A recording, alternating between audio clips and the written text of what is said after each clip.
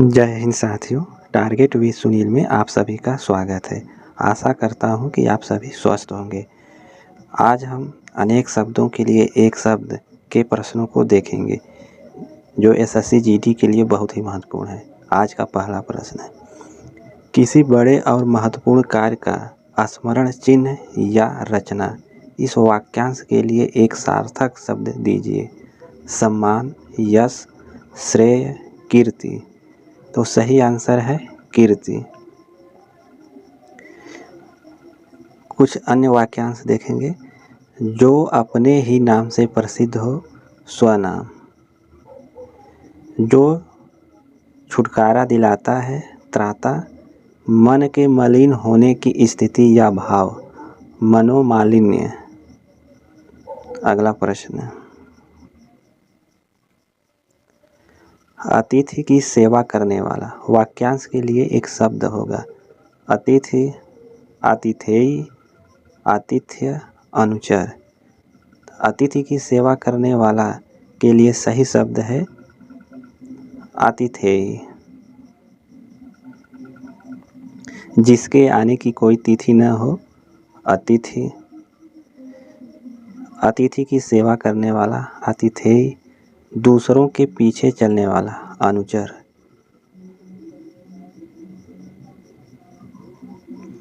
निराधार रेखांकित शब्द का शब्द समूह बताइए। जिसका कोई आधार नहीं, जो पढ़ा लिखा न हो, जिसका आधार हो, जो दर्द से भरा हो। सही आंसर है जिसका कोई आधार न हो, उसको निराधार बोलते हैं। जो पढ़ा लिखा न हो, अनपढ़। मांस न खाने वाला के लिए एक शब्द है निरामिष। हाल की ब्याही स्त्री, नवोढ़ा।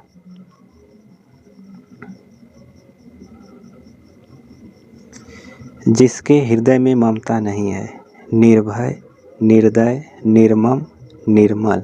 सही आंसर है निर्मल, निर्मम। जो भयभीत न हो, निर्भय। जिसके हृदय में दया न हो, निर्दय। जिसकी जड़ या आधार का पता न हो, वह निर्मूल कहलाता है।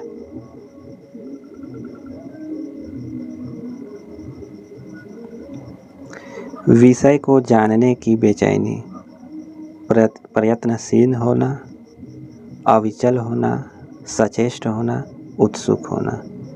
विषय को जानने की बेचैनी के लिए सही आंसर है उत्सुक होना। बहुदर्शी के लिए वाक्यांश होगा, जिसने बहुत कुछ देखा हो, उसे बहुदर्शी कहते हैं। भामिनी, क्रोध करने वाली स्त्री, भामिनी। लब्ध प्रतिष्ठित, जिसने प्रतिष्ठा प्राप्त की हो, उसके लिए एक शब्द है लब्ध प्रतिष्ठित।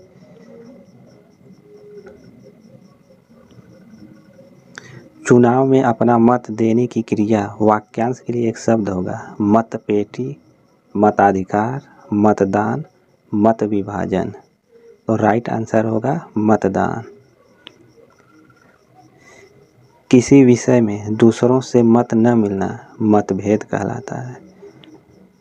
मनपसंद या नामांकित, मनोनीत।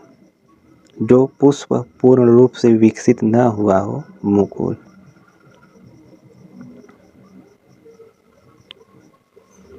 जिसके पास कुछ भी न हो।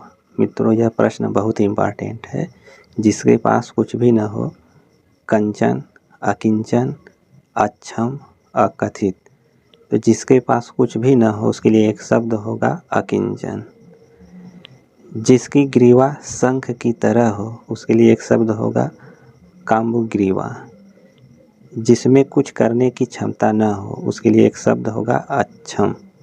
जो कहा न गया हो, अकथित।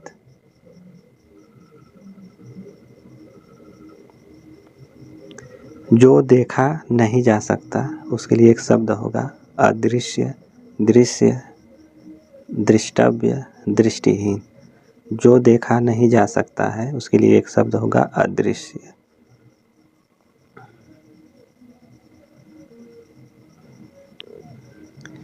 जिसकी कोई उपमा न हो।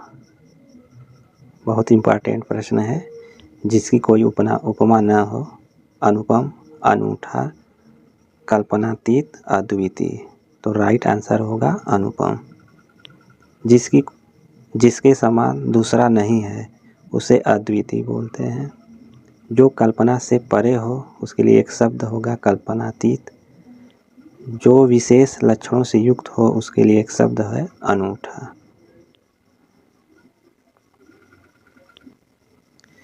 जिसे जानना आवश्यक हो उसके लिए एक शब्द होगा अज्ञेय, अज्ञेय, ज्ञेय, ज्ञेय। तो राइट आंसर होगा ज्ञेय। जो जाना न जा सके उसके लिए अज्ञेय होगा। जो गाने योग्य हो ज्ञेय होगा। जो अपनी हत्या कर लेता है हत्यारा, आत्मघाती, दुर्बल, प्रतिघाती। तो जो अपनी हत्या कर लेता है उसके लिए एक शब्द होगा आत्मघाती। हत्या करने वाला व्यक्ति हत्यारा होगा। जिसमें बल या शक्ति न हो दुर्बल होगा। जिसे कभी बुढ़ापा न आए अजेय, अमृत्य, अमर, अजर। जिसे कभी बुढ़ापा न आए उसके लिए एक शब्द होगा अजर। जो जीता न जा सके उसके लिए एक शब्द है अजेय। जो कभी न मरे उसे अमर कहते हैं। गुरु के समीप रहने वाला विद्यार्थी अंतेवासी। यह बहुत इम्पोर्टेंट प्रश्न है।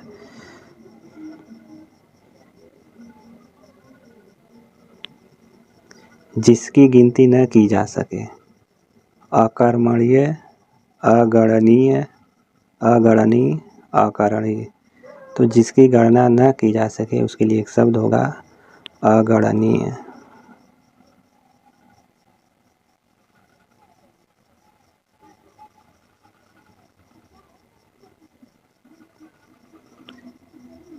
राज्य के प्रति द्रोह करने वाला वाक्यांश के लिए एक शब्द होगा शहीद, राष्ट्र प्रेमी, राजद्रोही, राज्य।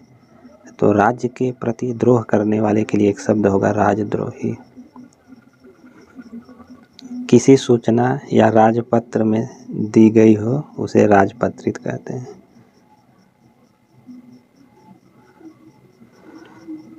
माल सामान की बिक्री करने वाला शब्द समूह के स्थान पर एक शब्द लिखिए। बुभुक्षा, क्रेता, ग्राहक, विक्रेता। तो सही आंसर होगा विक्रेता। वह जो कोई वस्तु खरीदे क्रेता होता है। खाने की इच्छा बुभुक्षा होती है।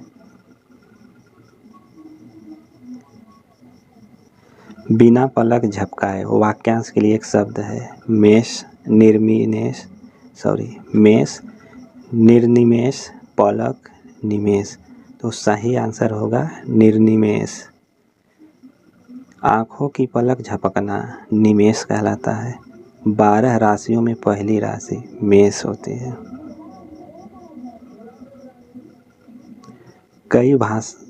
जो कई भाषाएं बोलता हो मितभाषी, वाचाल, बहुभाषी, अल्पभाषी। तो जो कई भाषाएं बोलता है उसके लिए बहुभाषी शब्द का प्रयोग होता है। जो अपेक्षाकृत कम बोलने वाला है मितभाषी, बहुत ज़्यादा बोलने वाला वाचाल। ये दोनों प्रश्न बहुत इम्पोर्टेंट हैं।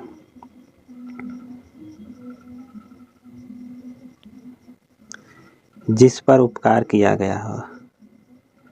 यह प्रश्न मित्रों परीक्षा में बार बार पूछा जाता है कि जिस पर उपकार किया गया हो उसके लिए एक शब्द होगा उपकृत। जिसका उत्पादन हुआ हो उत्पादित। किसी दूसरे स्थान से कोई अंश उद्धृत। जो कम खर्च करने वाला हो मितव्ययी, अल्पव्ययी, अव्ययी, अतिव्ययी। तो जो कम खर्च करने वाला है उसके लिए एक शब्द होता है मितव्ययी। मुक्त हस्त धन उड़ाने वाला अतिव्ययी होता है। सारे शरीर की हड्डियों का ढांचा वाक्यांश के लिए एक शब्द होगा जंजाल, खोपड़ी, कंकाल, जीवाश्म। तो राइट आंसर होगा कंकाल। मृत जीवों के अवशेष के लिए एक शब्द है जीवाश्म। शारीरिक बंधनों में फंसा हुआ के लिए एक शब्द होगा जंजाल।